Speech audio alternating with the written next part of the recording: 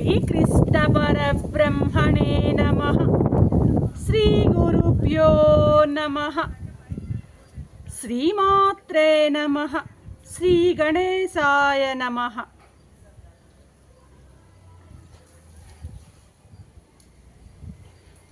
ప్రియాత్మ బంధువులారా, నిత్య జీవితంలో భగవద్గీత 445వ భాగము 17వ అధ్యాయం శ్రద్ధాత్రయ విభాగ యోగము.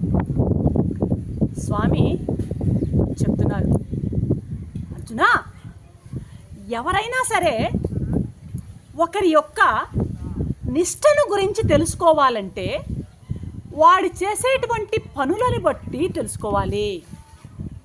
ఎవరో ఒకడు ఉన్నాడు అనుకోండి, అతను యజ్ఞం చేస్తాడు, దానం చేస్తాడు, తపస్సు చేస్తాడు.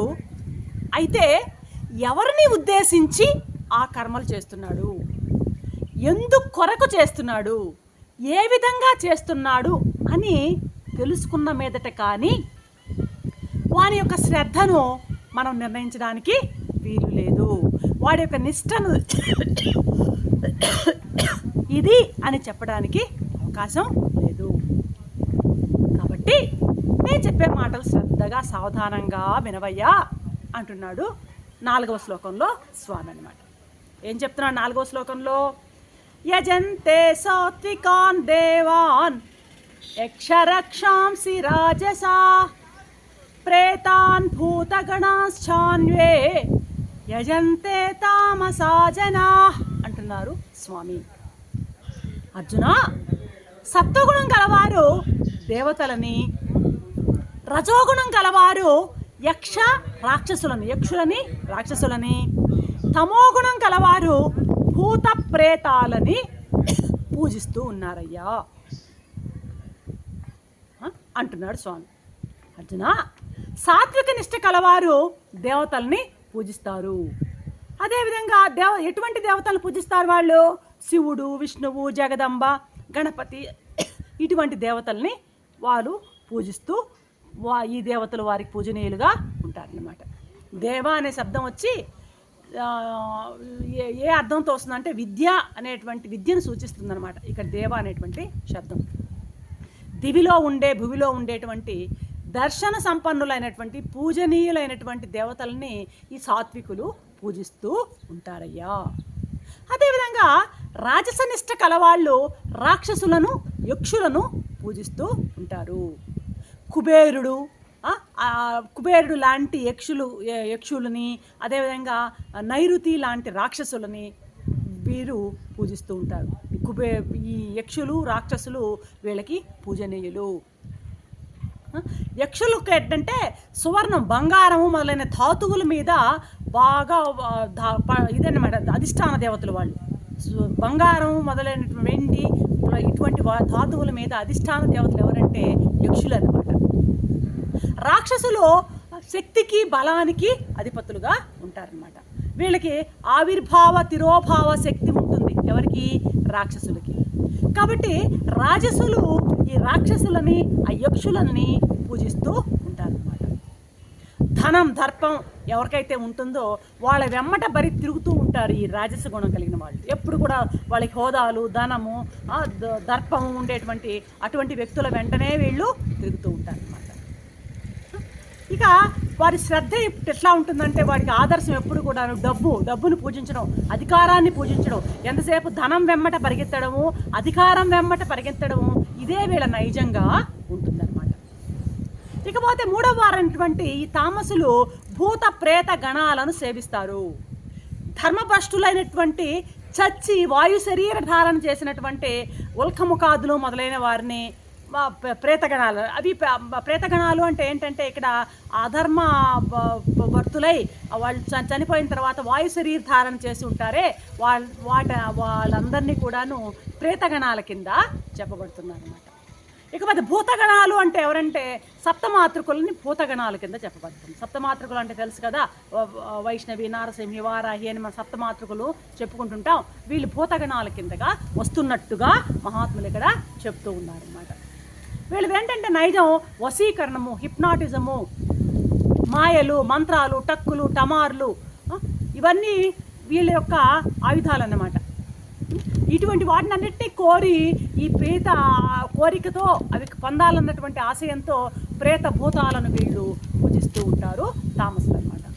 వీళ్ళు ఎప్పుడు కూడాను గతాన్ని గురించి ఎప్పుడు నెమరు వేసుకుంటుంటారు. గతం భూతకాల ప్రశంసలతోనే వీళ్ళ జీవితం అయిపోతూ ఉంటుంది. గడిచిన వాటిని నెమరేసుకుంటూ అబ్బా అది అలా ఇక్కడ ఆ వైభవం ఈ వైభవం అనుకుంటూనే వీళ్ళ జీవితాన్ని కొనసాగిస్తూ ఉంటారు.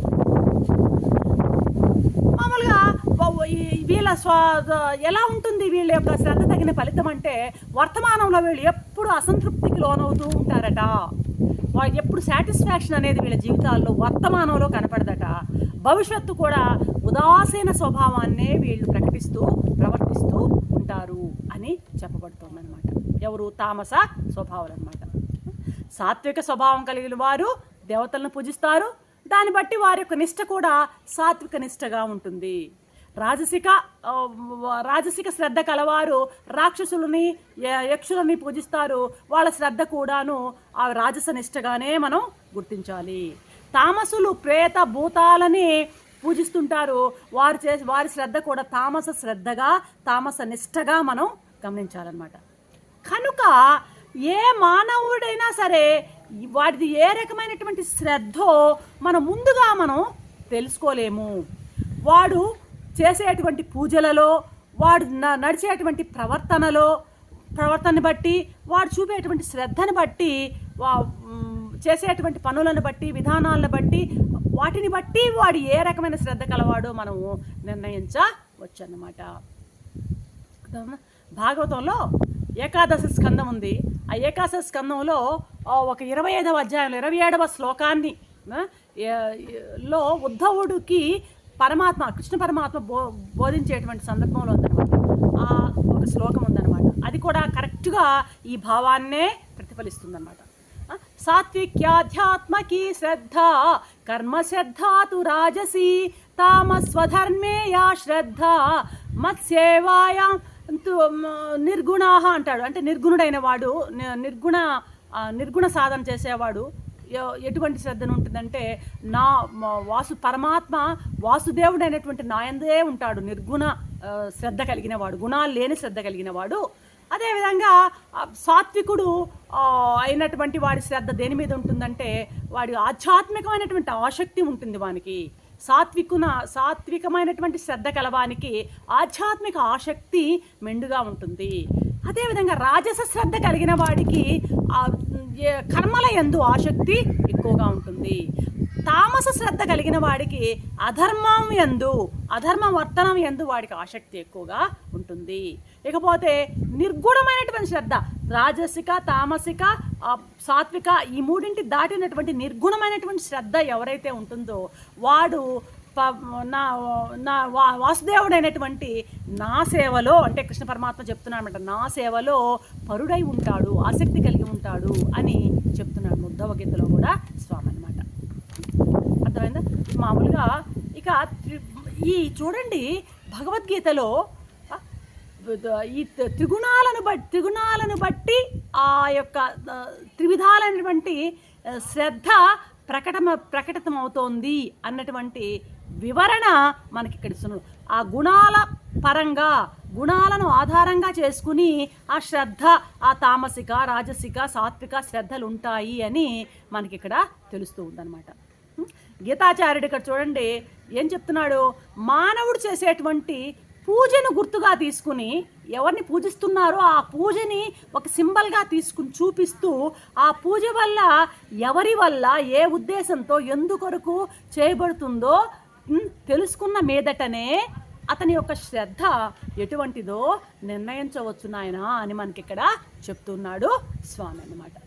కాబట్టి ఆ పూజల వెనక ఉన్నటువంటి త్రిగుణాలను ఎవరు ఏ రకమైనటువంటి పూజలు, ఏ రకమైనటువంటి ఉపాసన వైపు వాళ్ళు మొగ్గు చూస్తున్నారో ఆ రకమైనటువంటి పూజల వెనక ఉన్నటువంటి ఆ త్రిగుణాలను జాగ్రత్తగా గుర్తించుకుంటూ, అరే మన మనస్సు ఏ రకమైనటువంటి పూజల వైపు మనం లాగుతోంది అని ఒక్కసారి గమనించుకుంటూ, ఓహో నా యొక్క గుణం బహుశా ఇదే కాబోలు అని నా గుణాన్ని నేను తెలుసుకుంటూ ఆ గుణాలని తొలగించుకునేటువంటి మార్గంలో, రుజుమార్గంలో నువ్వు బతకాలయ్యా అని సూచించే కోసము స్వామి ఈ శ్లోకాన్ని మనకి ఇక్కడ చెప్తూ ఉన్నాడు.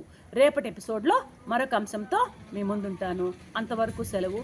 సర్వం శ్రీకృష్ణ చరణారవిందార్పణం. ఓం శాంతి శాంతి శాంతి.